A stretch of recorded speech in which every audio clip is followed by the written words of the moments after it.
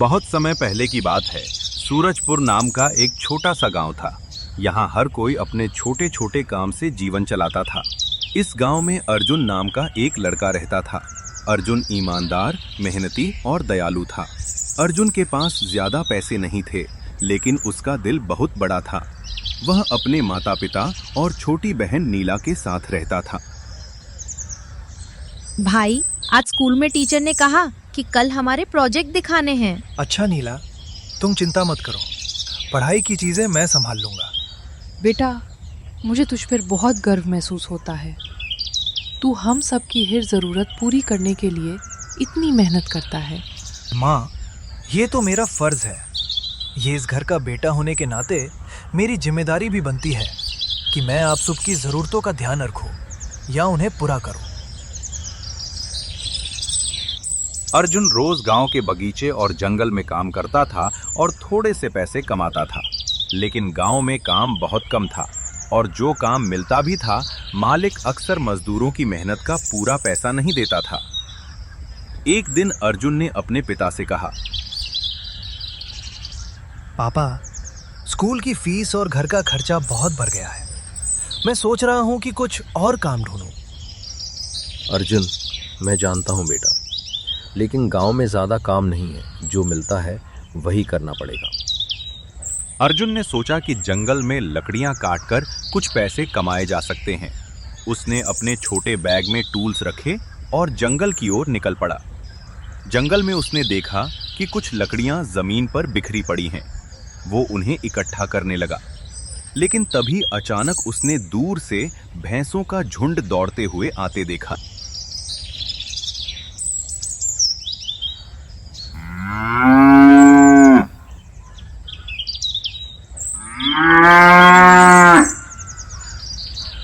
हे भगवान, ये भैंसे मुझे कुचल सकती है। मुझे जल्दी से कहीं छिपना होगा।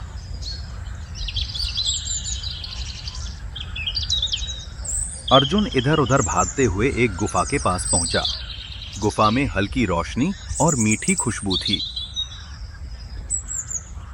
यहाँ छिपता हूँ, शायद सुरक्षित रह पाऊं। पर यह जगह इतनी अजीब क्यों है? अर्जुन गुफा के अंदर गया। वहां उसने देखा एक चमकती हुई जादुई मूर्ति और एक टोकरी। वाह, ये तो बहुत सुंदर है। ये टोकरी शायद किसी काम की हो सकती है। तभी गुफा से एक गहरी आवाज आई। कौन हो तुम और यहाँ क्या कर रहे हो? मैं अर्जुन हूँ। मुझे भैंसों से बचने के लिए यहाँ आना पड़ा। मुझे माफ कर दीजिए, मुझे नहीं पता था कि कोई है।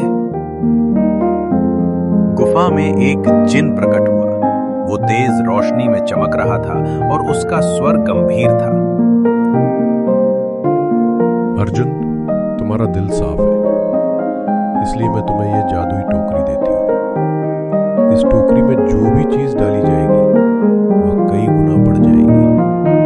लेकिन ध्यान रखना, तुम इसे लालच या सेल्फिशनेस के लिए इस्तेमाल मत करना। केवल जरूरत की चीज डालो। धन्यवाद, मैं इसका सही इस्तेमाल करूंगा। मैं इसे केवल परिवार और गांव वालों के भले के लिए इस्तेमाल करूंगा। याद रखना, यदि तुम गलत चीज डालोगे तो इसका परिणाम तुम्हें भुगतना पड़ेगा। सोच समझकर ही चीज डालो। ऐसा कहकर जिन वहां सह गायब हो जाता है। फिर उसके बाद अर्जुन टोकरी हठों में लेकर अपने घर की तरफ निकल जाता है। घर पहुंचकर अर्जुन ने टोकरी को अपनी बहन नीला और माता पिता को दिखाया। नीला, ये देखो, ये कोई साधारण टोकरी नहीं है। ये जादुई टोकरी है। जादुई टोकरी? क्या सच में? हाँ, इस टोकरी में जो भी चीज डाली जाएगी वो बढ़ जाएगी। सबसे पहले हम इसे तुम्हारी स्कूल की फीस और घर की जरूरत के लिए इस्तेमाल करेंगे। अर्जुन ने टोकरी में स्कूल की फीस और राशन की चीजें डाली। जैसे ही उसने डाला, चीजें कई गुना बढ़ गईं। भाई, ये तो सच में कमाल है।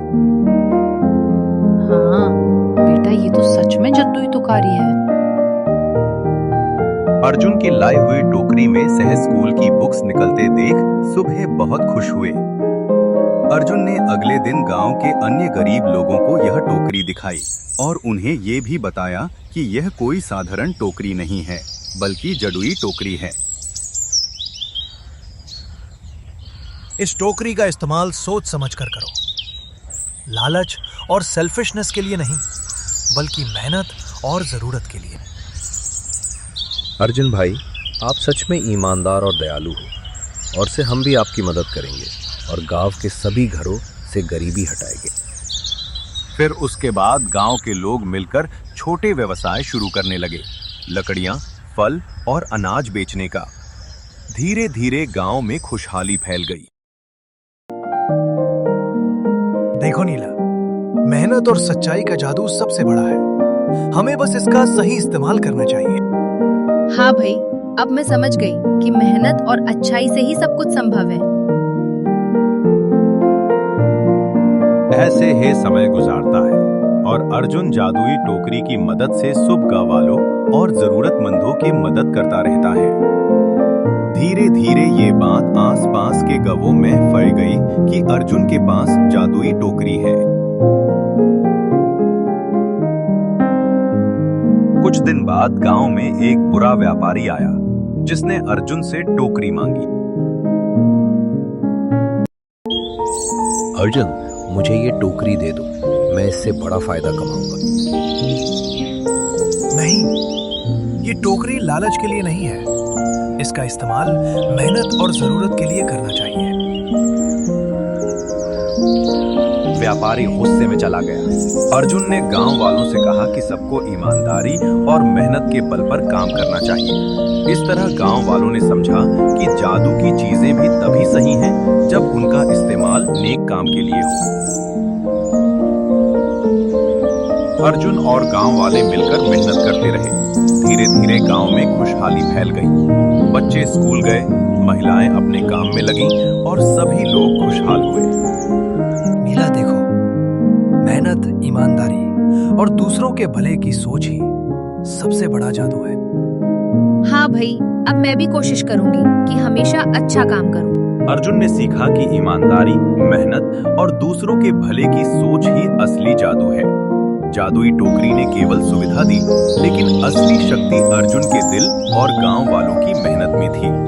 और इस तरह अर्जुन और उसका गांव खुशहाल हो गया। उनका नाम गांव में मेहनत और ईमानदारी की मिसाल बन गया।